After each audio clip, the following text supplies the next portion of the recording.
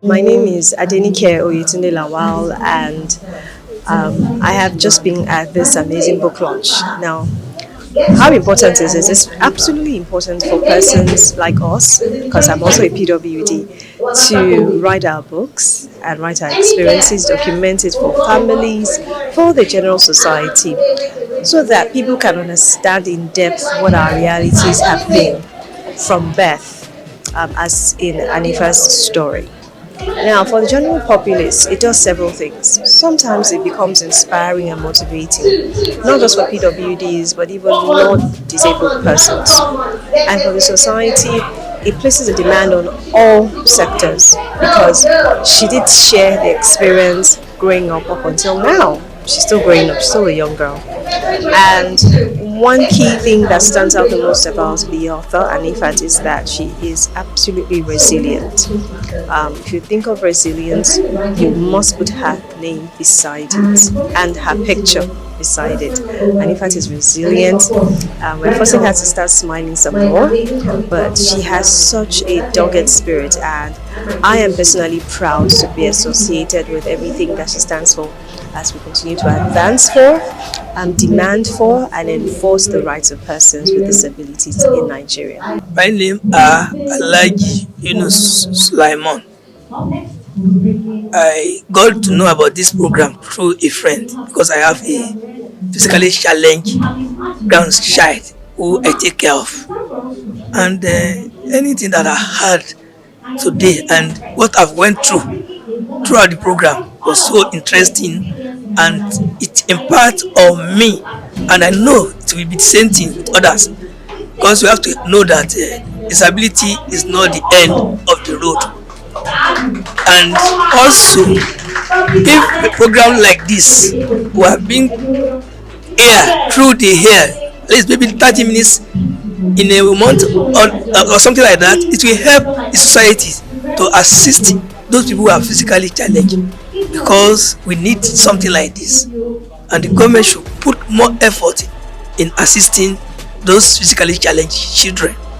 May God, this particular book that's been launched and the way it is being reviewed, I cannot wait to get my own copy and go through it. I even told my friend that once I got home tomorrow, I will go through the book. By Monday, I will have finished reading the book.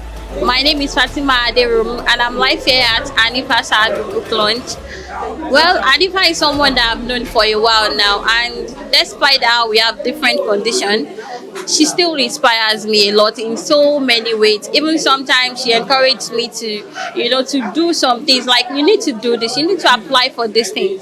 And sometimes I'll be like, I can't show myself to the world like that. I don't even have the courage. But she does a lot that sometimes amazes me that where is this girl getting the strength for? So about her book, Through the Layers, A Journey of Two Disorders.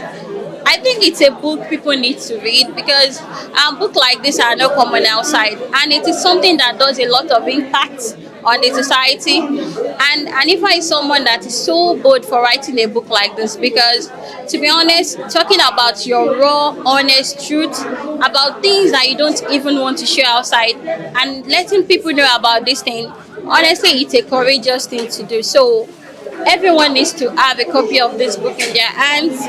It's a book that that promotes inclusion, creates awareness about disability, and I'm so glad to have someone like Anifa in my life as well. It's a very interesting experience and very insightful and a very learning experience for me to be part of this book launch today. Anifat Sadu is somebody I've admired from afar. I've seen a lot of her work and I've followed her passion and her advocacy. And particularly when I was invited to be part of this book launch, and I got a preview of the book, I was just amazed at how articulate this young lady is, and how she's able to distill her experience and then take uh, you know the resilience and then to distill the whole thing and still be positive and be focused. in spite of it all. And I appreciate her parents. I appreciate all the things that has helped her to form who she's becoming. Because this, for me, is just a beginning. And the turnout today is a testimony of the fact that the society is gradually opening up to the reality of what inclusion is all about. Government can do so much, and already I am aware that there's beyond policy, like the conversation beyond diagnosis, beyond policy, beyond laws, the culture of the people themselves in accepting the reality of the disability and creating an inclusive society. And these are the kind of things that we need in that social reengineering and getting people to have a rethink around disability. And like I said at that discussion, disability and inclusion is that mirror that is not meant to show us the weak link in the society, but rather is that weak link that is that link that's supposed to take society to the next best level of humanity. Because if you see everything that we need to create to make society more inclusive, invariably at the end of the day, make life living, productivity better, fun, and easier and more efficient for everybody. Imagine the battles she had to fight when she needed, because of her muscular coordination, she could not write. She needed a computer to do her exams. And the examiner was like, how can your own be different? Everybody is writing their exams. You want a computer. But then, hey, COVID came. And whether you are disabled or not, everybody was reduced to CBT, a computer-based test. So inclusion happened to everybody. Courtesy was first, I should say, courtesy COVID lockdown. So imagine if it had been a culture. So imagine of inclusion, the ramps we are creating. It's not just for people like me.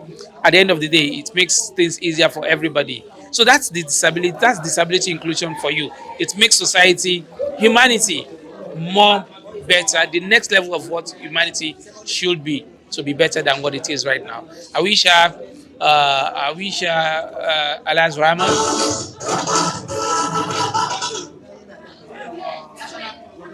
So I wish her more courage, and every other resources she'll need as she go further in life, and all the battles she'll still need to fight further. I wish her victory. I wish her courage, and more importantly, I wish her the smile to still be able to see the positive side of it all.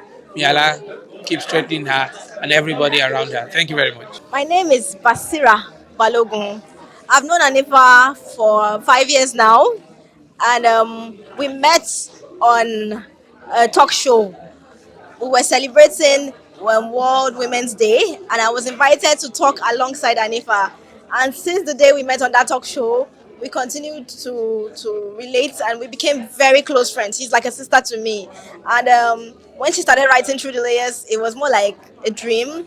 We worked on it together. But from day one, I just knew that because Anifa's story is so inspiring. You see a young person who is fighting, who has won battles, who has won awards, and I just knew that the world needs to hear the story. It's more than just her personal story, it's a bigger story. So I encouraged her to write it, and I'm glad that we are here today. Today, it's more than just celebrating Anifa.